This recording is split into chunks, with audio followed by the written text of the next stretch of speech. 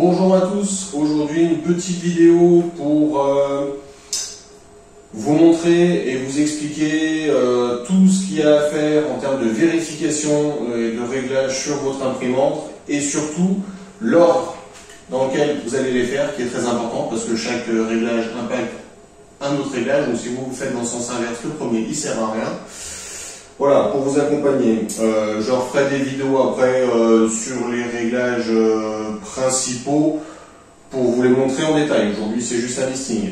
Donc, la première chose, si vous partez de là, la plupart du temps, c'est que vous venez de recevoir votre imprimante. La première chose, c'est le montage. Il y a des imprimantes qui arrivent en un bon paquet de pièces, limite, il y a tout à monter, d'autres qui sont partiellement montées, qui ont 4-6 vis à monter, ou une petite dizaine qui sont beaucoup plus rapides. Ça n'empêche que même pour celles qui sont montées, vérifiez ce qui est déjà monté. Il y a plein de pièces, là mon extruder par exemple, quand je l'ai acheté, la buse n'était pas serrée. J'ai fait un prix le lendemain matin, j'en avais partout. C'est con, mais ça prend 2 minutes, c'est vérifié et ça évite de perdre quelques heures d'impression. Voire plus que j'aurais pu arracher mes fils, j'aurais pu exploser mes ventilos ou autres. Vérifiez vos excentriques, les réglages, bon voilà, ça c'est les réglages de base.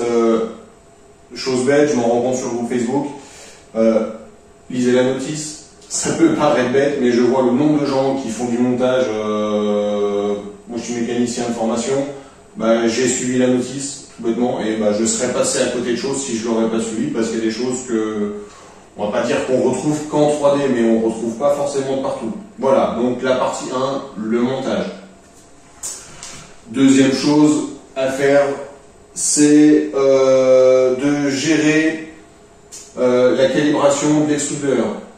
Le principe est simple, on a des moteurs pas à pas sur nos imprimantes, que ce soit pour l'extrudeur ou les déplacements, les différents déplacements qu'on a sur notre machine. Le moteur pas à pas, on lui envoie un nombre d'impulsions et ces nombres d'impulsions doivent correspondre à un déplacement. Donc là, le principe est simple, je vous ferai un petit tuto après, mais c'est de vérifier que pour tant de points qu'on lui envoie, il se déplace bien de tant de millimètres. Chose suivante, le réglage du débit. Le réglage du débit permet d'affiner la calibration de l'extrudeur. Se fait par l'impression d'un cube en mode vase ou en mode spiralisation et la mesure des parois. C'est cette mesure d'épaisseur de paroi par rapport à ce que vous avez programmé dans votre slicer qui va vous permettre de dire si votre débit il est bon ou il a corrigé avec un petit calcul, un petit produit en croix tout bête. La première fois ça peut paraître un petit peu du chinois, mais c'est très facile. Dès que vous l'aurez fait une ou deux fois, vous ne vous poserez plus la question. À vérifier bien entendu à chaque changement de bobine. Dès que vous ouvrez une nouvelle bobine, il faut idéalement refaire le débit. Ou au pire, si vous le faites pour rien, ça vous confirmera qu'il était bon. C'est très bien possible que sur 3 bobines d'affilée, vous ayez 3 fois le même débit. À 1% près, on n'est pas non plus à la NASA, comme on dit. Ça vous permet de corriger les écarts de diamètre que vous pouvez avoir sur un filament. Ils sont vendus pour quasiment tout le monde qui imprime du 1,75. Si vous avez 1,77, vous comprenez que si le moteur avance à une certaine vitesse, il peut envoyer plus de matière s'il y a plus de diamètre. Derrière, une tour de température. La tour de température, idéalement, c'est pareil, c'est à faire sur chaque bobine. Même fabricant, même matière, mais 2 couleurs différentes peuvent avoir 2 températures d'impression différentes, de 5, 10, 15, même 20 degrés. Moi, ça m'est arrivé sur du filament. Sur ce gris-là, notamment, j'ai imprime à 220, alors que le blanc du même fabricant, même à 190, il passe très bien. Je le mets à 200 parce que j'accélère la vitesse, mais à 180, 190, il passe. Donc il peut y avoir des très gros écarts. Donc la tour de température, moi je vous conseille, vous pouvez les noter directement sur les bobines ou avoir votre petit calepin à côté pour noter débit, température, par fabricant, par bobine, par couleur. Voilà. Derrière, vous avez en réglage suivant la calibration des axes. C'est exactement la même chose que la calibration de votre extrudeur. C'est pour dire sur tant de points envoyés à votre moteur, vous devez vous déplacer de tant. Donc c'est l'impression du cube XYZ à la taille que vous désirez. On ne va pas rentrer dans les débats. que vous le fassiez à 20, 50 ou 100 mm de dimension, le plus important, c'est qu'il soit fait. Ça vous permettra déjà d'avoir une pièce carrée quand vous la demandez carrée, parce que si vous avez un décalage entre le X et le Y, au lieu de faire 20 par 20, il peut faire 20 par 20,5 ou 19,5 par 20,5, avoir 1 mm d'écart et du coup, il sera plus carré. Si vous faites de l'emboîtement, c'est pas top. Donc, à faire, c'est le même principe que le débit, ce sera l'impression d'un cube XYZ, mesure, pied à coulisse. Prenez pas un pied à coulisse à 5 € ou 10 €, précision au dixième, il sera bon à mettre à la poubelle. Il vous faut idéalement un vernis 1/50, ce qui vaudra une précision à 2 centièmes de millimètre.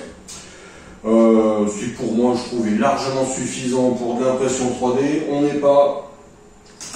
n'est pas sur du CND, on va pas chercher le micron. Mais il vous faut quand même un minimum de qualité. Un pied à coulisse correct, 15 à 30 € grand maximum, est suffisant. Il n'y a pas besoin d'y mettre 100 ou 200 balles de toute façon. Je pense que, à part celui qu'on a déjà un et que c'est son métier, vous ne l'achèterez pas à ce prix-là. Mais il vous faut un minimum de précision. Donc la calibration des axes, on vient d'en parler. Après, s'en vient des essais de stringing. Le stringing, c'est ce que vous pouvez voir sur vos impressions quand vous avez de la rétractation, c'est les petits cheveux d'ange. Petits, plus ou moins gros, plus ou moins importants, plus ou moins denses. Des fois à la main, ils partent, un petit coup de briquet ou sèche-cheveux, on arrive à les faire partir. Quand c'est des dépôts, il y a des fois, ils déposent vraiment des gouttes à chaque arrivée ou à chaque départ. Là, ça devient plus contraignant. Le test de stringing permet de diminuer ça. Donc, c'est pour la rétractation, c'est une distance et une vitesse à laquelle l'extrudeur va vous renlever le fil pour diminuer la pression dans votre buse et pour éviter qu'il y ait cette goutte qui coule le temps d'un déplacement sans impression. Donc, idéalement, c'est 2 tours parallèles que vous imprimez, où votre extrudeur ne va pas arrêter de faire des allers-retours entre chaque couche et qui vous augmente, de par la conception de cette petite pièce, de faire de la rétractation en permanence. À vous de commencer soit par des valeurs basses, soit par des valeurs hautes, et de modifier que la distance ou que la vitesse, de ne pas faire les deux en même temps et de trouver le bon équilibre par rapport à votre extrudeur. Pour vous donner des idées, une valeur moyenne pour un extrudeur en Bowden. Donc un extrudeur en Bowden, c'est pas ce que j'ai ici, hein, mais c'est l'extrudeur qui est monté sur le bâti de la machine avec un tube PTFE qui vous amène le filament jusqu'à votre hôtel, la partie de chauffe. Et le diagramme, c'est l'extrudeur qui est monté directement sur la hôtel et donc sur votre chariot X. Donc pour un Bowden, une valeur moyenne, on peut partir de 4 à 8 mm de retrait, et en vitesse, ça peut être très aléatoire. Sur Cura, par défaut, c'est 25, de 25 à 35, ça marche bien. Après, quand on commence à rentrer dans des valeurs extrêmes, il faut commencer à réfléchir pourquoi on arrive dans ces valeurs. Si on arrive dans ces valeurs, souvent, c'est qu'on a quelque chose autre qu'à régler que notre rétractation. Il peut y avoir des frottements qui sont anormaux, des jeux qui sont pas au bon endroit et qui font que on doit augmenter des valeurs qu'on ne fait pas.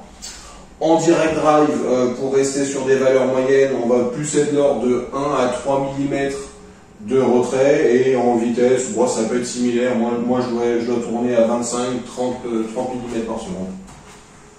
Donc voilà pour le stringing. Après, le dernier test que je vous conseille, c'est les tests de surplomb. Le test de surplomb est important pour gérer vos supports dans votre slicer. Il y a un angle de surplomb à rentrer dans votre slicer. Par exemple, dans Cura ou dans la plupart des slicers que j'ai vus, par défaut, ils commencent à 45 degrés.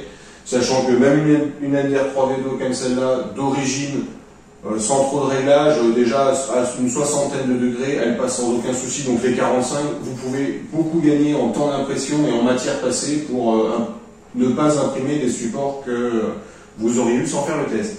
Donc le test vous permet juste d'imprimer à différents angles, et après à vous de juger sur cet angle-là la qualité inférieure. Est-ce qu'elle vous convient? Est-ce qu'elle vous convient pas?